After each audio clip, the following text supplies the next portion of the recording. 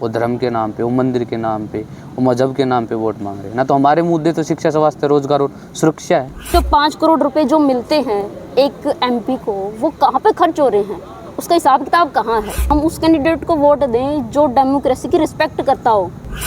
विश्वविद्यालयों का देख लो, कॉलेजेस का देख लो, स्कूलों का देख लो, तमाम तरह के जो शिक्षण संस्थान हैं उनको बर्बाद करने का काम किया जा रहा है। है मतलब जब आए थे तो कितना बड़ा आंकड़ा था कि हम इतने लोगों को वो रोजगार देंगे, नहीं है वो सब चीज़ें। यानी कि एक देश का जो प्रधानमंत्री जो मतलब बूढ़ा हो गया, वो बोल रहा है एक मौका और दो मेरे को 72 साल का होने के बाद, और 21 साल के एक जवान को आप रिटायरमेंट करके ये बोले जाओ भाई आप जाओ। इतनी है कि 60% वोट लोग हैं जो वोट देने जा रहे हैं, बाकी के कहाँ हैं? 40% लोग कहाँ गए की बात करेंगे। कुचल रही हैं सरकारें, मतलब मेजोरिटी की गवर्नमेंट बनी है 2014 में, मतलब काफ़ी समय के बाद। पहले कोलिशन गवर्नमेंट बन रही थी।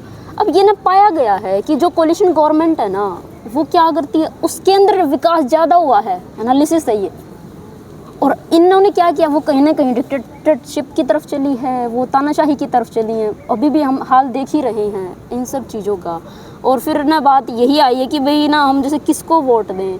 अरे जो आपके पास जो कैंडिडेट खड़ा हो रहा है, आप कम से कम उसके बारे में जानो तो सही, क्या उसका एजुकेशन स्टेटस है। अगर वो पहले जीत के आ रहा है तो आप देखो कि भाई उसने क्या काम किया है आपके लिए। वो आपका लोकल इंफ्रास्ट्रक्चर के लिए काम कर रहा है, नहीं कर रहा है। अब रोहतक कॉन्स्टिट्यूंसी की बात है तो वो जो 5 करोड़ रुपए जो मिलते हैं एक एमपी को, वो कहाँ पे खर्च हो रहे हैं, उसका हिसाब किताब कहाँ है। ऑल ओवर डेवलपमेंट में जितनी भी चीज़ें आती हैं, उसका समाज के प्रति उसका दायित्व क्या है, देश का जो विज्ञान के अंदर उसकी प्रोग्रेस करवानी है, वो तमाम तरह की जो चीज़ें हैं वो डेवलपमेंट होगी, तभी एक शिक्षा कामयाब होगी, वो एजुकेशन तभी एक अच्छी रहेगी।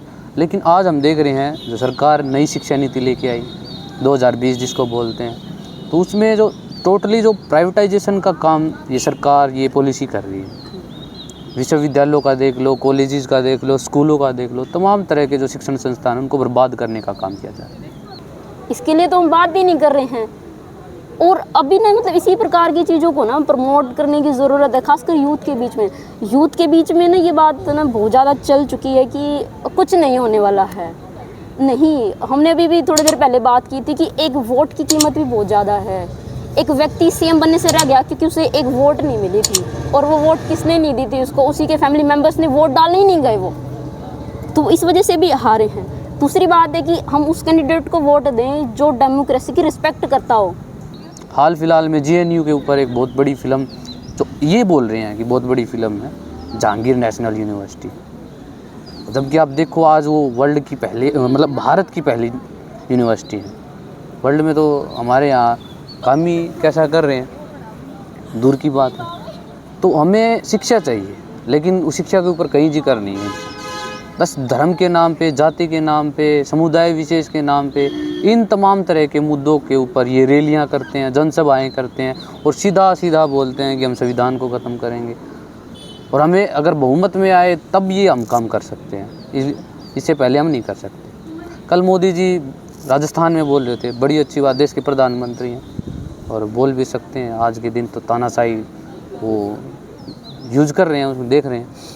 तो वो बोल रहे हैं सीधा सीधा कि ये मुस्लिम जो हैं, ये आपका मंगलसूत्र, जो आपकी महिलाएं हैं ना, उनका मंगलसूत्र तक बिकवा दें। देखो कितनी बड़ी शर्म की बात है, कितनी बड़ी मतलब बात है। जहाँ मतलब जैसी शिक्षा इनको मिलनी चाहिए थी एक ऑल ओवर डेवलपमेंट करने के लिए, वो इनको नहीं मिल पाई। आज इसीलिए वो विकास के नाम पे ये कटाक्ष कर रहे हैं, वो धर्म के नाम पे, वो मंदिर के नाम पे, वो मजहब के नाम पे वोट मांग रहे हैं ना। तो हमारे मुद्दे तो शिक्षा, स्वास्थ्य, रोजगार और सुरक्षा है। क्योंकि हम ये कहते हैं कि भारत सबसे बड़ा लोकतंत्र है, और हम तो ये भी जो हमारी सत्ताधारी पार्टी है वो तो ये भी कह रही है कि हमारे यहाँ तो जो लोकतंत्र है वो प्राचीन समय से है। अब प्राचीन समय से का क्या मतलब है कि भाई हम तो कह रहे हैं कि हमने डिसीजन में शामिल किया है, अब कहाँ शामिल कर रहे हैं हम उसको। तो मेन बेसिक्स तो जो कहते हैं ना कि क्रक्स है डेमोक्रेसी का वोट के आगे पीछे भी चीज़ें चलती हैं, लेकिन फ़िलहाल तो यही है कि भाई अभी परसेंटेज कितनी है कि 60% वोट लोग हैं जो वोट देने जा रहे हैं, बाकी के कहाँ हैं, 40% लोग कहाँ गए। स्वास्थ्य के मामले में देखो, शिक्षा के मामले में देखो, रोज़गार के मामले में देखो, सुरक्षा के मामले में देखो। हमारी महिलाएं, हमारे जो छोटे छोटे बच्चे हैं, पता नहीं कितने अपराध होते हैं उनके साथ, महिलाओं के साथ कितने अपराध है, जो ज़बरदस्ती जातियाँ होती हैं। ये हैं मुद्दे, और इन मुद्दों को समझते हुए वोट करना चाहिए। ना कि धर्म के नाम पे राजनीति जो हो रही है इसके नाम पे वोट करना चाहिए हमें। अब मैं जिस गांव से आता हूँ, मेरे गांव में सरकारी स्कूल है, उसमें टीचर्स पूरे नहीं, सरकारी हॉस्पिटल है वो खस्ता हालात जिसको बोलते हैं ना, बिल्कुल जर्जर कंडीशन उसमें है। खेल का कोई ग्राउंड नहीं है, बच्चे जो दौड़ लगाते थे वो रोड पे लगाते थे, और अब तो दौड़ का काम भी नहीं छोड़ा इन्होंने। अग्निवीर ले गया यहाँ आर्मी की जगह, 4 साल की मोदी बोला गारंटी, ये वारंटी दे दी 4 साल की हैं, 4 साल की वारंटी। आप 15 लाख उसको जब बोले कि रिटायरमेंट, यानी कि एक देश का जो प्रधानमंत्री जो मतलब बूढ़ा हो गया वो बोल रहा है एक मौका और दो मेरे को 72 साल का होने के बाद, और 21 साल के एक जवान को आप रिटायरमेंट करके ये बोले जाओ भाई आप अब जाओ, आपका टाइम हो गया। क्यों वोट डाल, मतलब क्यों नहीं जा रहे हैं वोट डालने? तो ये बातचीत है कुछ इसमें।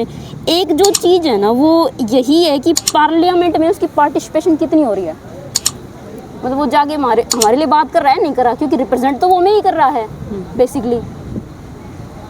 हमने मतलब 10 लाख लोगों पे, अभी खैर मुझे आंकड़ा ये नहीं पता कि अभी 10 लाख लोगों पे ही एक रिप्रेजेंटेटिव है या ज़्यादा हो गया है वो, मक्खी लड़ेगा, तो वो इतने लोगों को रिप्रेजेंट कर रहा है कि वो इतने लोगों की आवाज़ है संसद में, वो आवाज़ उठ रही है नहीं उठ रही है। मारना मत, ये भी एक बात है इसमें। दूसरी बात यही है कि वो विकास की बात करता है नहीं करता है। अभी ना मुद्दे क्या आए हुए हैं, क्लाइमेट चेंज का एक मुद्दा है बहुत, क्लाइमेट चेंज। और क्लाइमेट चेंज में मतलब हम लोग देख रहे हैं कि भाई किस प्रकार से बेमौसम बरसात हो रही है, इन दिनों में ओले पड़ रहे हैं, अभी भी मतलब फसल ख़राब हो गई है किसानों की। तो क्लाइमेट चेंज के ऊपर बारे में कोई बात कर रहा नहीं कर रहा। अभी जैसे अगर राइज हो रहा है टेम्परेचर तो ग्लेशियर्स पिघलेंगे, और ये भी पाया गया है, मतलब ये रिसर्च है किसी स्टडी की कि ग्लेशियर्स के अंदर जो बर्फ़ काफ़ी समय से जमी हुई है कितने सालों से, अगर वो मेल्ट हो रही है ना तो वहाँ पे कह रहे हैं कि कुछ वायरसेस हैं, अगर वो वायरस बाहर आएंगे तो हमारे पास तो उसकी मेमोरी है ही नहीं बॉडी के पास, तो हम लोग जो नेचुरल जो हमारी इम्यूनिटी सिस्टम वो तो है ही नहीं, तो मतलब पता नहीं कितना क्या कुछ घटित हो सकता है इन सब चीज़ों पे। तो मतलब कुछ इस प्रकार की चीज़ें हैं कि भी वो शिक्षा की बात करती है नहीं कर रही हैं, कोई भी लोग हैं, या वो रोज़गार की बात, कितने को रोज़गार मिला है, मतलब जब आए थे तो कितना बड़ा आंकड़ा था कि हम इतने लोगों को वो रोज़गार देंगे, नहीं है वो सब चीज़ें हैं। कितनी शर्म की बात है, वो जो देश के लिए तत्पर रहता है, सेवा करेगा देश के लिए हैं। हमारे मैं खुद सीटेट एचटेट पास और तमाम तरह की जो मैं क्राइटेरिया जो पास कर चुका हूँ, वैकेंसी जाती है एक सीट आई थी ज्योग्राफी की, वो मेवात कैडर के अंदर आती, वहाँ हम एलिजिबल नहीं। तो रोज़गार का तो बुरा हाल है, शिक्षा का उससे बुरा हाल है, स्वास्थ्य का भीड़ देखो, रोहतक के अंदर इतनी भीड़ है, शाम हो जाती है पर्चियाँ नहीं बनती, एक आता है तो दूसरा मरा हुआ ही निकलता है। चांसेस डरते हैं, लोग डरते हैं पीजीआई में आने से, क्योंकि भीड़ इतनी है, टाइम पे संभाल नहीं हो पाती। पीएचसी है, सीएचसी है, जितनी भी जिनको प्राथमिक हॉस्पिटल्स जिनको बोलते हैं, उनमें डॉक्टरों की इतनी कमी है। हाल फिलहाल में हमारे यहाँ पे एक मुद्दा था पीजीआई की। हाँ, इन्होंने कुछ चीज़ें आगे यही था कि भाई ये इन्होंने अपने मैनिफेस्टो में मेंशन कर रखा था कि 370 को हटाएंगे, वो कर दिया। उन्होंने ये कहा था हम राम मंदिर बनवाएंगे, वो बनवा दिया। अब जो लोग इन चीज़ों को मानते हैं उनके लिए तो काम कर दिया है, लेकिन अब हम जैसे जो लोग हैं वो इन चीज़ों को नहीं मानते, वो ग्रोथ की बात करते हैं, वो डेवलपमेंट की बात करते हैं, तो उसके लिए तो ये चीज़ें पूरी नहीं हो पाई हैं। हम कहाँ खड़े हैं, मतलब बेरोज़गारी में हम सबसे ऊपर जा रहे हैं। वो हरियाणा की बात कर लो या फिर हम पूरे देश की बात कर लेते हैं, मतलब हम लोगों की एज 27-28 साल हो चुकी है, मेरे से कुछ बड़े हैं उनकी 28-30 साल तक हो चुकी है। मतलब हम तो ये भी कह रहे हैं कि भाई शादियाँ रुकी हुई हैं, भर्तियाँ नहीं निकाल रहे हैं सीरियसली। के अंदर जो डॉक्टर कम फीस में तैयार होते थे, यानी कि वो पढ़ते थे जब वो 5 लाख तक का देते थे फीस, उसकी कंप्लीट हो जाती थी एमबीबीएस, लेकिन इस सरकार ने उसको बॉन्ड से जोड़ते हुए 40 से 50 लाख रुपए फीस कर दी। तो अगर वो इतने रुपए में, इतने प्रेशर में वो डॉक्टर तैयार होगा, क्या वो देश की सेवा कर? क्योंकि अब बेरोजगार लड़के को कौन अपनी बेटी देगा, तो ये भी बात है, रोजगार के साथ ये पक्ष भी जुड़ा हुआ है, मतलब उसका सामाजिक ताना बाना भी तो जुड़ा हुआ है ना उन सब चीज़ों के साथ ही। तो फिलहाल मैं तो सिर्फ इतना ही कहूँ, पाएगा सोसाइटी की सेवा कर पाएगा? नहीं, मैं तो मानता हूँ नहीं कर पाएगा। शिक्षा है जो कम पैसे में होनी चाहिए, कम पैसे या मुफ्त में ही होनी चाहिए वो तो, और प्रॉपर होना चाहिए, और वो शिक्षा गुणवत्तापूर्ण होनी चाहिए जिससे एक अच्छी सोसाइटी का निर्माण हो। ये नहीं कि मेरे वो शिक्षा ग्रहण करने के बाद सोसाइटी में मुस्लिम के प्रति मेरे मन में एक द्वेष भावना, एक नीची जाति वाले के प्रति मेरे मन में द्वेष भावना पैदा हो। ऐसी शिक्षा का कोई महत्व नहीं।